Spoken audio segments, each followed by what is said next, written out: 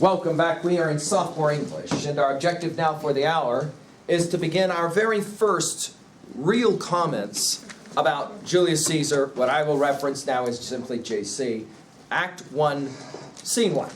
Now, before we continue, let's make a couple of quick observations for your notes. Shakespeare, about whom I was speaking yesterday in some detail, writes plays of three kinds. He will write what we will call tragedies. He will write what we call comedies. And he will write what we call history plays. There is some irony that today the history plays of Shakespeare are the least enjoyed by popular audiences. Academics continue to study, as of course we will, in our senior year. Ironically, during Shakespeare's life, his most popular plays were his history plays. Let's define each in order. I will use the great Greek philosopher Aristotle to help us. Aristotle's Poetics, you will maybe recall, that essay tract that he wrote on what constitutes the highest form of drama, what for Aristotle is tragedy. You will maybe remember from our comments regarding Oedipus Rex and Antigone. The Aristotelian view of great drama, if it's a tragedy, is the following. Remember, a protagonist, the character with whom the audience most identifies, okay, will usually begin in an elevated state. A king, a prince, a man of honor, and then through a process will fall due to his hubris or excessive pride in what is often referred to as the tragic flaw, the hamartia, the Greek word, and will fall. At the end of the play, Oedipus, the blind, ruined man, being led off stage. At the end of the play, Antigone, Creon, ruined, son gone, wife gone, kingdom about to be lost. He's a broken man. It is that fall of the tragic hero that leads the audience to two things in the cathartic process. He called it catharsis or purgation, fear and pity. I'm simply reviewing what I think I've already said before. In Aristotle's Poetics, the other part of that classic document lost in the great fire of Alexandria. So we don't know exactly how he would have defined comedy, but we believe that he probably inversed the process, saying that the hero of a comedy begins low, a nobody, a servant, whatever. And by the end of the play has gone through a series of actions that allows for him to be elevated at the end of the play. We will, however, work with Shakespearean comedy-tragedy dichotomies using a bit more plebeian, simple approach. We're going to say it this way.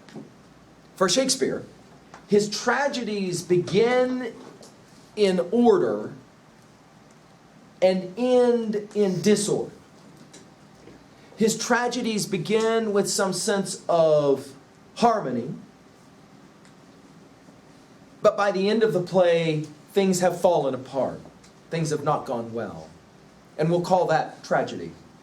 Conversely, we will talk about comedy as being something the opposite for Shakespeare. His comedies will begin with some kind of strange disorder, problem, silly problem usually. But the plays for his comedies will then end with some sense of order, harmony. And for Shakespeare, the greatest example of that is marriage. Write it down, that's important. When we're talking about comedies, we're talking at the end of the plays almost always about marriage, and in many of the comedies, more than one marriage. We think, of course, of Much Ado, don't we? Or Midsummer Night's Dream, where we have 3 marriages at the end. Okay. Marriage for Shakespeare is the penultimate example of great union. Everything kind of resolved. We're going to end the play then in our comedies with some kind of sense of, and they lived happily ever after. Tragedies, we're not always going to have that sense. And the protagonist of the tragedy will usually be ended, ruined, fallen. Now for a small list. And this is a worthy list. If you're going to consider yourself an academic of any repute, then you need to have read the plays of Shakespeare. Certainly, if you enjoy film today, you have to respect the antecedent power of the plays of Shakespeare. As you look at modern plays, you have to know the plays of Shakespeare. Let's talk real quickly, though, about his history plays before we make our list. That third and final list category. And there are plays that fall in between the cracks, and we call them often the romantic comedies, like Tempest we think of.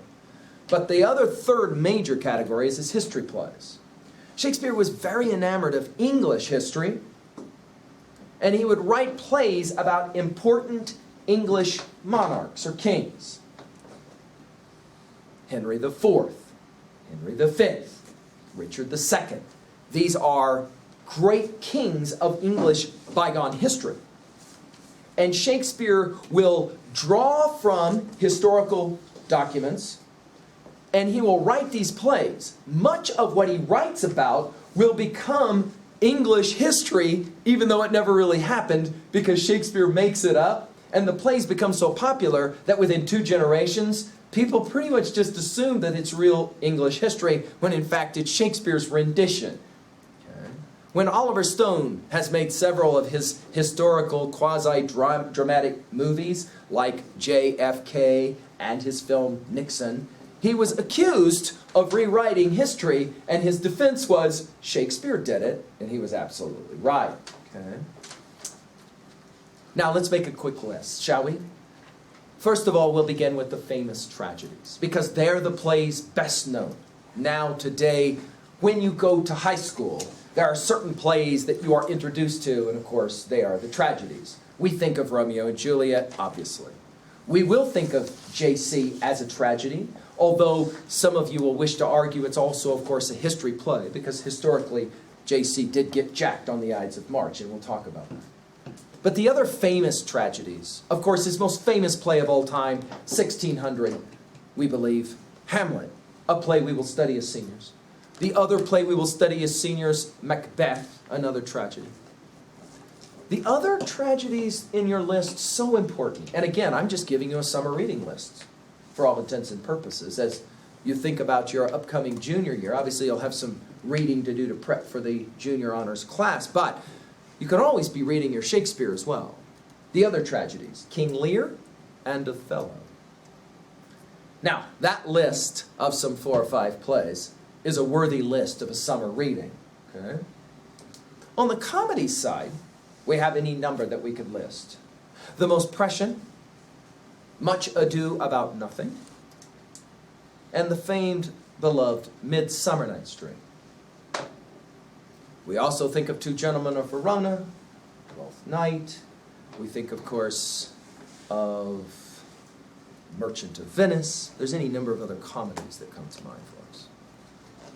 Comedy of Errors. These are all classics for us. But the first 2 that I mentioned will be the 2 that I recommend that you pay some attention to. Much Ado and Midsummer Night's Dream. Finally, his history plays. I will allow for you to do the research here, but as I've already mentioned, Henry IV, Part 1, Part 2, Richard II, but most importantly, and the one you want to put the star next to, Henry V.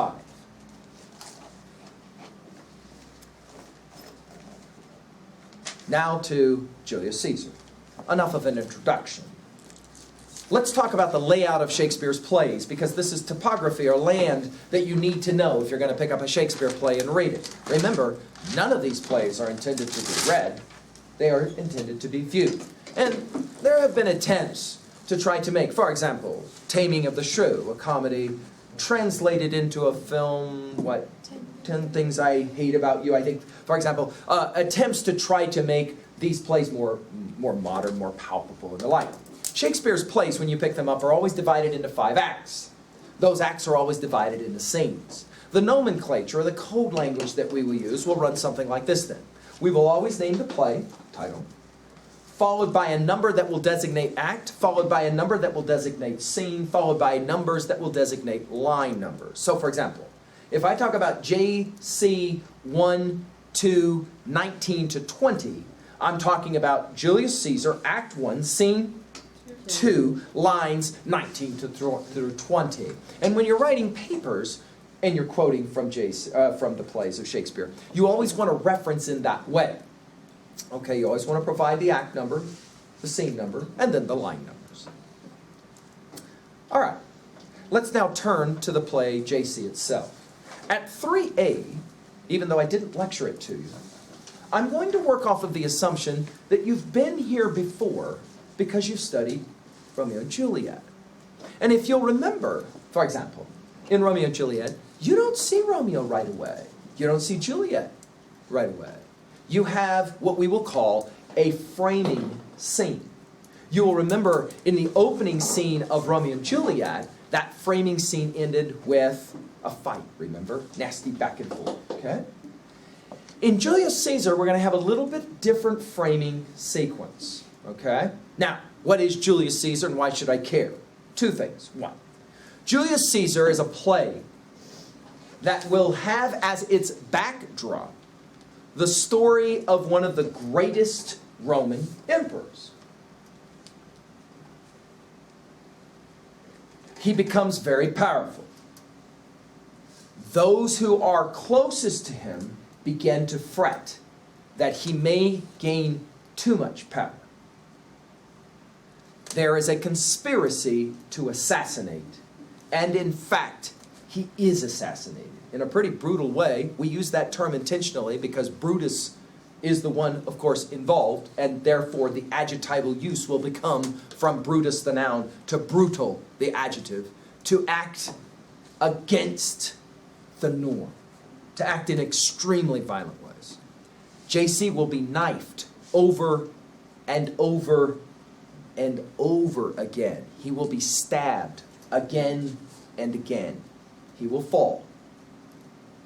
The second part of the play will follow the declension of state. I will use a Platonist term, to decline, fall. Declension of state. And we will watch Rome go into a tailspin as the supposed tyrant, despot, Julius Caesar, is removed from power. There is what we will call a power vacuum. Who will lead? And out of this power vacuum, or into this power vacuum, will step three primary players who will then try to gain power, and in the process, Rome itself begins to decline. Okay? So Shakespeare is very interested in the politics that are involved in what leads up to the assassination and then what happens after the assassination. But let's say this out loud.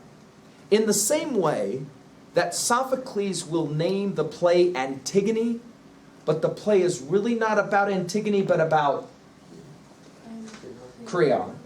In the same way that Sophocles will play that game, Shakespeare will play a similar game in the play Julius Caesar. The play is not really about Julius Caesar. The play is really about Brutus. And in that moment, we recognize why this play will be called a tragedy. We will watch an amazing character, Brutus, have to go through a very difficult decision that will ultimately lead to his own ruin.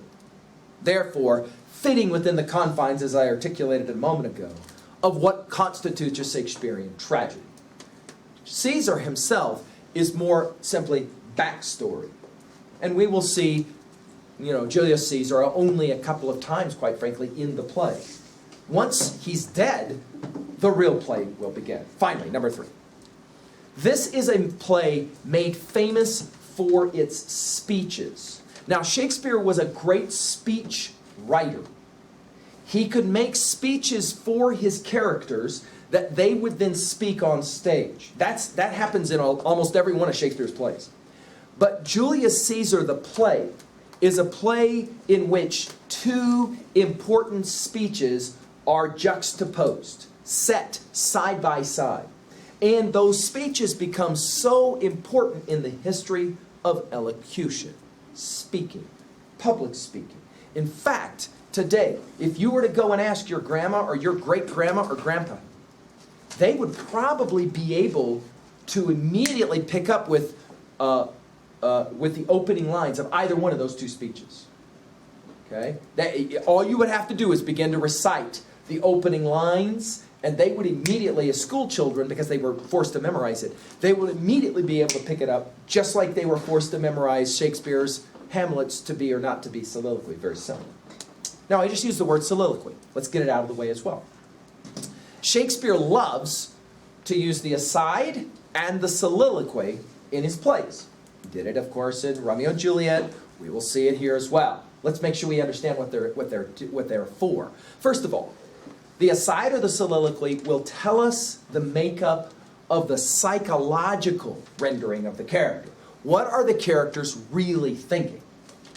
If there are other characters on stage, that we will call an aside.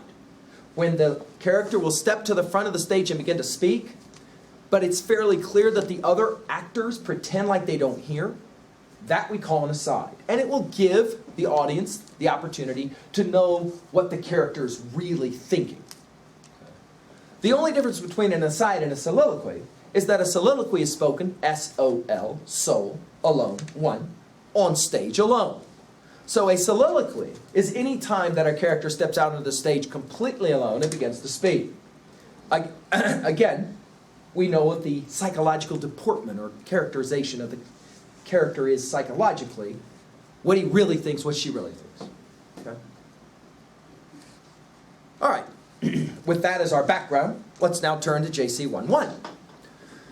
We will begin on a street in the great city, the eternal city, the city of Rome. Shakespeare almost always set his plays somewhere other than in England. He liked to do this. He could teach history and geography this way. We are going to immediately see the difference in class between two classes of people. Now, we're speaking economics here. Of course, we could get into our marks.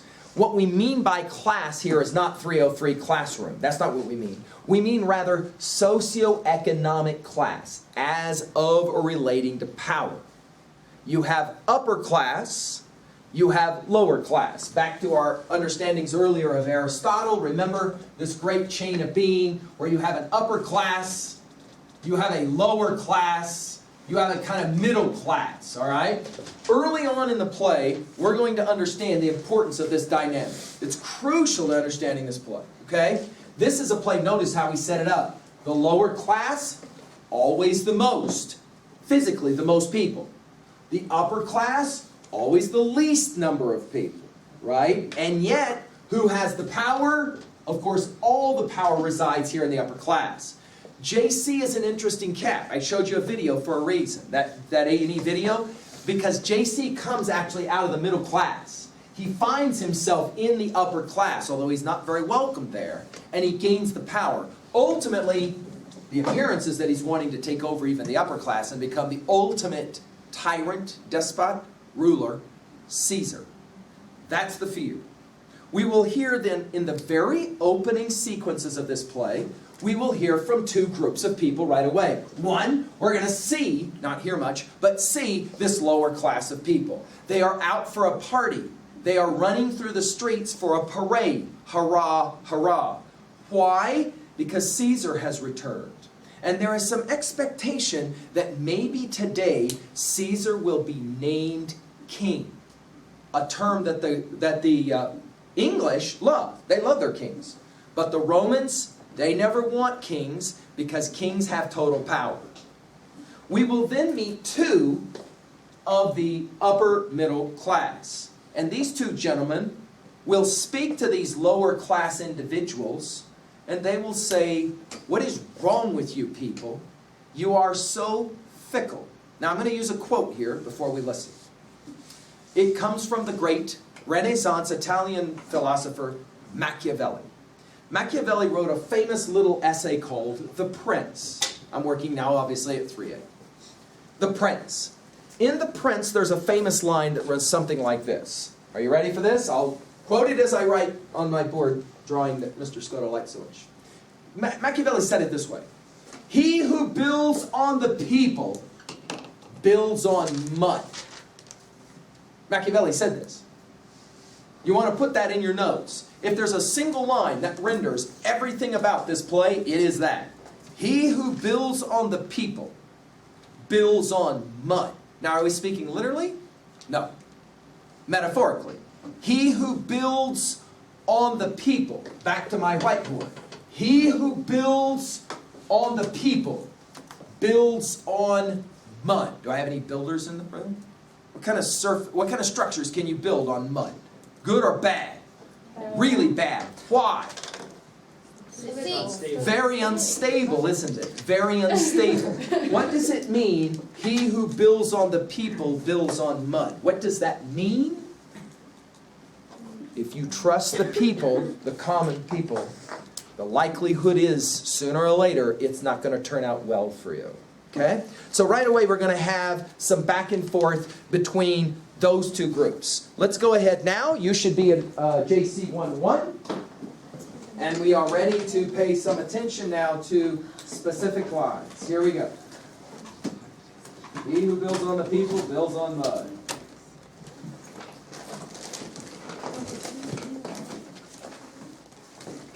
Again, all you're going to do is follow along as you listen to the rendering of the text itself. All right?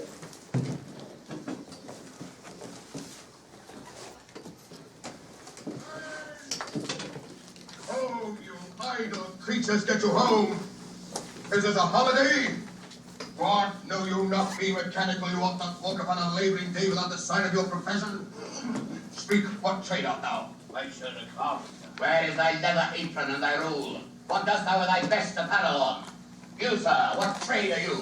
Oh, truly, sir, in respect of a fine workman, I'm as you would say a cobbler. But what trade art thou? Answer me directly. A trade, sir, that I hope I may use with a safe conscience, which is indeed, sir, a mender of bad souls. What trade, thou knave, thou naughty knave, what trade? Oh, no, I beseech you, sir, be not out with me. If you be out, sir, I'll commend you. What meanest thou by that? Mend me, thou saucy fellow. Thou art a cobbler, art thou? Truly, sir, all that I live by is with the all. I meddle with no tradesmen's matters, nor women's matters. But with all, I am indeed, sir, a surgeon to old shoes. When they are in great danger, I recover them. As proper men as ever trod upon neat leather have gone upon my handiwork. But wherefore art not in thy shop today? Why dost thou lead these men about the streets? Truly, sir, to wear out their shoes, to get myself into more work. Oh, but indeed, sir, we make holiday to see Caesar and to rejoice in his triumph. Wherefore rejoice? What conquest brings he home?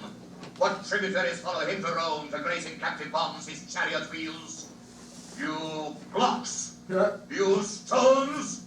You worse than senseless things! Calls them stupid. Oh, you hard hearts! You cruel men of Rome! Knew you not Pompey? Many a time and oft have you climbed up the walls and battlements, to towers and windows, yea, to chimney tops, your infants in your arms, and there have sat the livelong day with patient expectation to see great Pompey pass the streets of Rome. And when you saw his chariot appear, have you not made a universal shout? The Tiber trembled underneath her banks to hear the replication of your sounds made in her concave shores. And do you now put on your best attire? And do you now cull out a holiday? And do you now strew flowers in his way that comes in triumph over Pompey's blood? Begone! Brand your houses, fall upon your knees, pray to the gods to intermit the plague that needs must light on this ingratitude. Go, go, good country, and for this fault assemble all the poor men of your sort. Draw them to Tiber banks and weep your tears into the channel, till the lowest stream do kiss the most exalted shores of all. See where their basest metal be not moved. They vanish tongue-tied in their guiltiness. Go you down that way towards the Capitol. This way will I. Disrobe the images if you do find them decked with ceremonies. May we do so? You know it is the feast of Lupercal. It is no matter. Let no images be hung with Caesar's trophies. I am about to drive away the vulgar from the streets. So do you too, for you perceive them thick. These growing feathers plucked from Caesar's wing will make him fly an ordinary pitch. Who else would soar above the view of men and keep us all in servile fearfulness? One of the questions that will be a fundamental part of this play, for your notes. is the question of leadership, the question of politics, the question of how a group of people get along. Who will be their leader? Who will be the followers? Shakespeare's very interested in what happens when you put a whole bunch of people together. They naturally seem to kind of subdivide into groups. And you have a small group of people with the power, and then you have all the other group of people who kind of, do their jobs or whatever. Right away, let's start getting that obvious observation. You're going to have some jealousy here, right? Some jealousy in play. Pompey is a great and mighty warrior. Caesar is a great and mighty warrior. Got me? Pompey was the old guy, the old warrior, the old fighter, the old ruler. Caesar is the new guy. He's the new kid in town, if you will. The play will open with a group of lower class individuals out running in the streets saying, "Yay, Caesar." The supporters of Pompey, 2 of them, you should have their names now in your annotations, right? 2 of them will challenge these lower class individuals. What are you doing out in the streets running around? We're celebrating Caesar's great victories. Why are you so now interested in Caesar? Pompey was a far superior warrior, far superior fighter. You're already getting a sense that there's some jealous tensions at play here. And we're going to see these manifest very quickly in 1-2. Shakespeare's kind of setting it up for us. If you will, it's like one of my freshmen once said, lecturing this play, you mean it's kind of like middle school drama. And that's exactly right. You've got this little infighting that starts to happen, where you have the populars, and then you have other group, and then you have fighting within the popular script. Same project. Maybe Shakespeare's seeming to suggest this is inherent to human nature, that when you put a whole bunch of people together, you've got this kind of infighting that's going to happen. 2 things from 1-2 from 1-1 that we want to point out. One is that they're reprimanded, right? They're reprimanded. Flavius, in fact, will come so far as to say, "You are idiots." Notice that they don't respond by saying, "No, we're not idiots." Why? Because Flavius and Marcellus are upper class. They are what we call aristocrats, okay? And those aristocrats they have the power, the ability to say, "You are blocks of wood, you are stones, you are dullards, you are idiots," and the lower class have to say, yeah, you're probably right. And the second thing is, here at the very end, we are already aware that you're going to have these 2 guys, in Marcellus and Flavius, saying, "We're going to go around town, and all of the celebrations for Caesar, monuments have been set up for him, we're going to tear them all down. We are not interested in celebrating JC. We do not want to celebrate this cat." So already there's some tension here. This, of course, is going to set us up to what ultimately will become one of the major plots of the play itself. Obviously, you're going to have a group of guys that will come together to assassinate a sitting king, or a potential sitting king. 1-2.